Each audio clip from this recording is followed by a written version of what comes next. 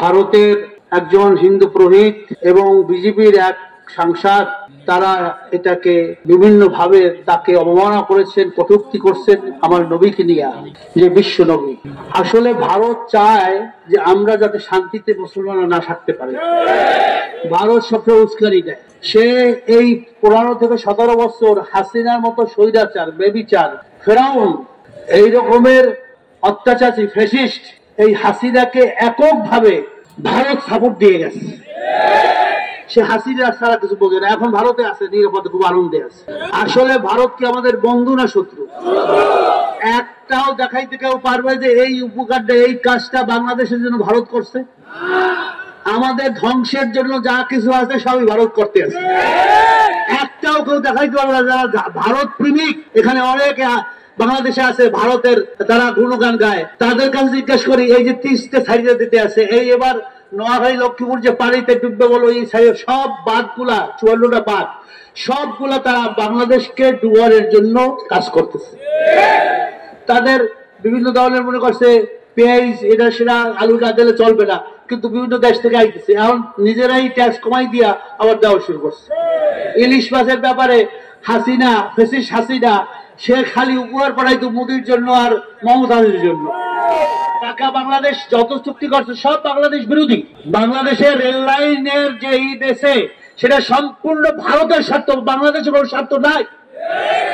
কিন্তু প্রত্যেকটা কাজ এই মোদি হাসিনা যারা করছে, মনে করছে যে হাসিনা চিরস্থায়ী থাকবে, কিন্তু পলকে মিনিটের মধ্যে যে হাসিনা পতন হবে।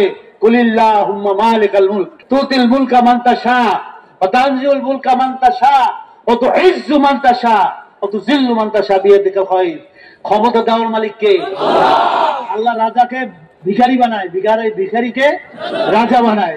সব আল্লাহ রাজা। আল্লাহ দেখাই দিল হাসিনার পতন।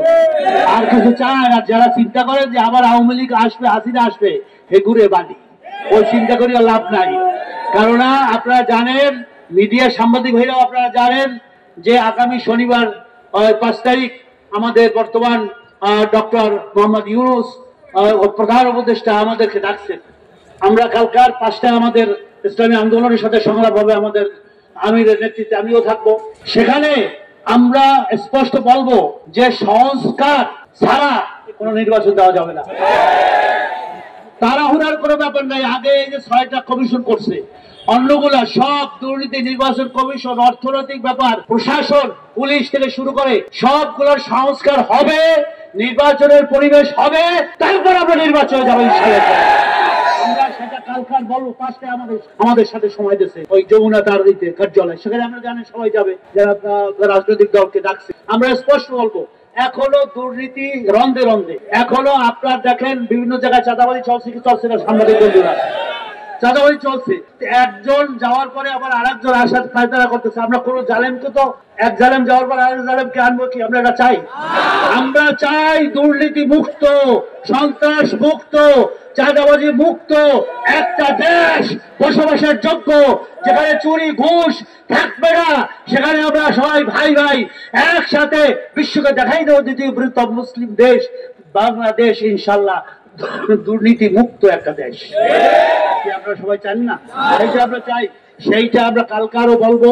এবং পিআর এর ব্যাপারে আপনারা জানেন যে প্রতীকে ভোট দেওয়া হবে।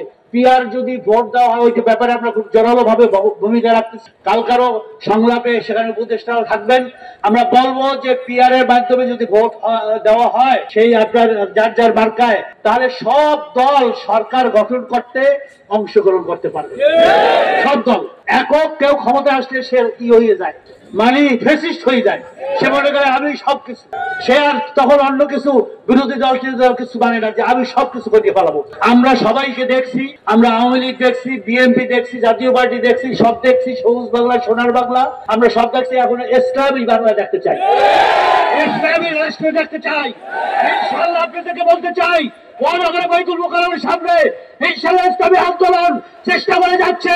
সমস্ত ইসলামিক দলগুলোকে নিয়ে আমরা একটা মহাজোট করে আগামী নির্বাচনে অবতীর্ণ হব, এদেশে ইসলামী শাসন শরিয়াত কায়েম করবো ইনশাআল্লাহ। দিয়ে যাচ্ছি, আমরা সবাই একমত হয়েছি, আমরা ইনশাআল্লাহ একটা ইসলামী জোট করবো, যে জোটে এই দেশ 92% মুসলমানদের দেশ, ইসলামী শরিয়া সবাই চায়। সবাই বলে যে হুজুর সব দেখছি রাজনীতি দল, আল্লাহ এবার আপনারা ঐক্যবদ্ধ আসেন, আমরা আপনাদেরকে ক্ষমতা দেবো ইনশাআল্লাহ। আমরা সেই আশ্বাস দিয়ে সাংবাদিক বন্ধুগণ সবাইকে বলতে চাই যে আমরা দুর্নীতি মুক্ত, আমরা সুদ ঘুষ মুক্ত, অর্থনীতি যেভাবে লুটপাট করে গেছে ওই আয়নাঘর দেখতে চাই না।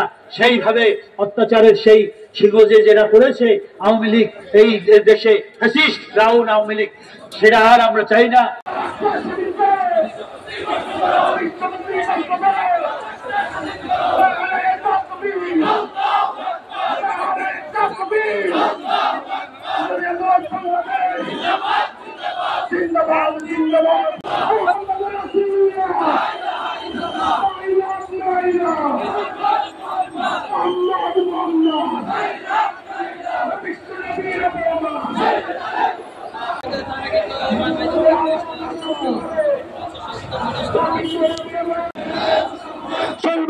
মুসলমান বিশ্বনবীর প্রমাণ, বিশ্বনবীর প্রমাণ।